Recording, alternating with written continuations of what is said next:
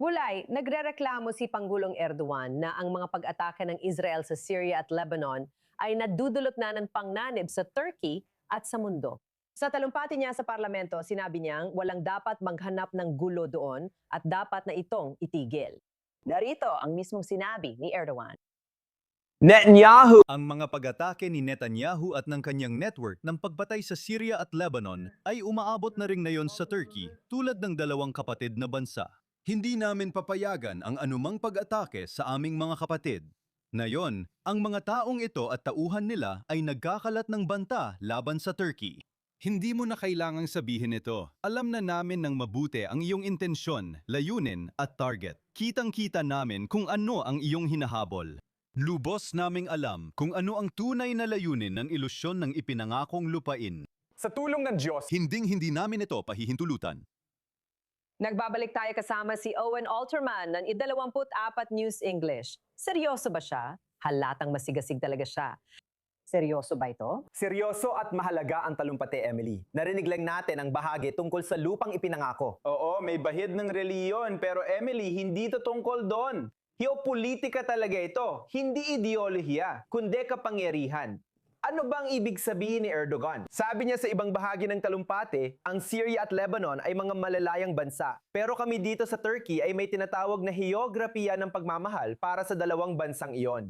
Emily, hindi ko alam kung ramdam mo ang pagmamahal, pero mararamdaman ito sa Beirut at Damascus. Dahil magpapadala si Erdogan ng Valentine, na parang sinasabi niyang ang seguridad ng Turkey ay hindi nagsisimula sa Hatay o Antakya, ang dating Antioch sa Mediterranean. Mula Aleppo, papuntang Damascus at nagsisimula rin sa Beirut.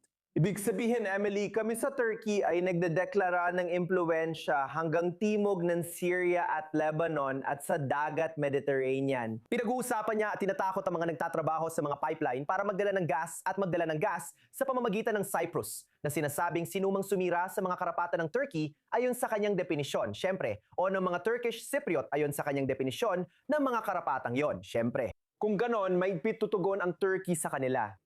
Ano ibig sabihin nun? May malakas ba silang hukbo na kayang gawin yon? Ang Turkey ang may pangalawang pinakamalaking hukbo sa NATO, Emily. Ito ay syempre isang napaka-seryosong hukbo na tumatanggap ng mga armas mula sa Amerika. Isa pa itong kwento na naging kontrobersyal sa Estados Unidos.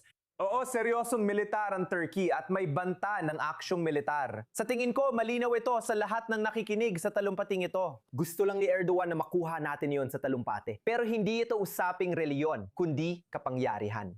Ito ay tungkol sa sinasabi ng Turkey na kami ang may saklaw ng impluensya sa Lebanon at sa Syria. Emily, ito ay tungkol hindi lang sa Israel kundi pati sa Iran. Nitong linggo, magbabala ang Iran. Mag-ingat kayo. Ang Lebanon ay sakop ng aming impluensya. Kapag umatake ang Israel sa Lebanon, itinuturing namin sa Iran na ito'y labag sa pandaigdigang batas at parang padatake na rin sa amin at aming seguridad. At iyan ang dahilan kung bakit nararamdaman namin may karapatan kami. Siyempre, wala naman talaga, pero sinasabi namin may karapatan kaming tumugon sa inyo, Israel, sa mga ginagawa ninyo. Si Erdogan ay nagdedeklara na ang aming seguridad ay nagsisimula sa Lebanon at Syria, hindi sa aming hangganan. Ang mga bansang ito ay saklaw ng aming impluensya at walang kinalaman ito sa relihiyon, lupang ipinangako o Islam.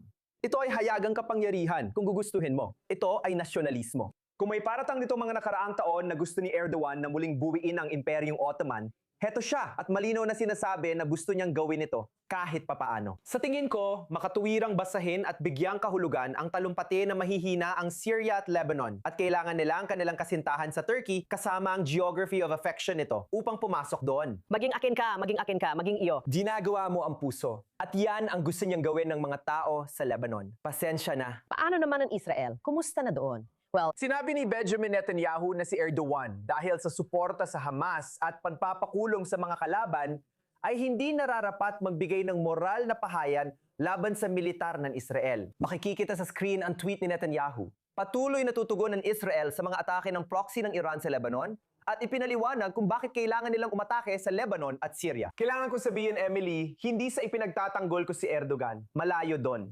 Nagbago ang pulisiya ng Israel sa Lebanon at Syria, nagtayo sila ng buffer zone sa Syria matapos bumagsak ang rehime ni Assad. Bagamat, maaari mapag-usapan ito sa bagong pamahalaan ng Syria at sa mga nangyari sa Lebanon. Dahil sa matinding pag-atake sa hiladang komunidad, nakita natin ang mga ginawa ng Israel nitong mga buwan na nagdulot ng pagbabago sa kanilang pulisiya. Pero para sabihin na apektuhan ng mga hakbang na yon, ang seguridad ng Turkey, naapektuhan ng seguridad ng isang taong umiinom ng kape o tsaa sa Istiklal sa Istanbul. Tama ba? Masarap talaga ang tsaa. Maging tapat tayo, pati na rin ang kape ng mga Turk. Pero hindi ibig sabihin ito na naapektuhan ng kanilang seguridad. Dahil dito, kapag kumilos ang Israel, papasok ang Turkey at mararamdaman nilang dapat silang tumugon. Isantabi muna natin kung paano tayo tumutugon sa Israel. Isipin mo kung ano ang iniisip nila sa Beirut matapos marinig ang talumpating ito. Hindi pa sapat ang pag-aalala ni Joseph Allen tungkol sa panghihimasok ng Iran at pantatayo ng mga proxy sa Lebanon. Sa loob ng 5 taon mula ngayon, baka kailangan ninyong mag-alala tungkol sa taong ito. Tungkol kay Erdogan na nagtatayo ng mga proxy sa Lebanon at nakikipaglaban para sa kontrol ng bansa. Kung ang Lebanon ay palaging naging larangan ng labanan ng mga dayuhang kapangyarihan na gusto magtatag ng impluensya, na yon ay may panibago na namang papasok na gusto magpadala ng kanilang mga Valentine gamit ang kanilang heograpiya ng pagmamahal. Hindi ko talaga matanggal sa isip ko ang linyang yon. Oo, dahil sobrang kapal ng sinisismo. Sa tingin ko, ang mahalaga ay talumpating hindi lang para sa Israel at hindi tungkol sa relihiyon, kundi sa kapangyarihan. Inaalis na ni Erdogan ang kanyang maskara, wala nang pagtatago.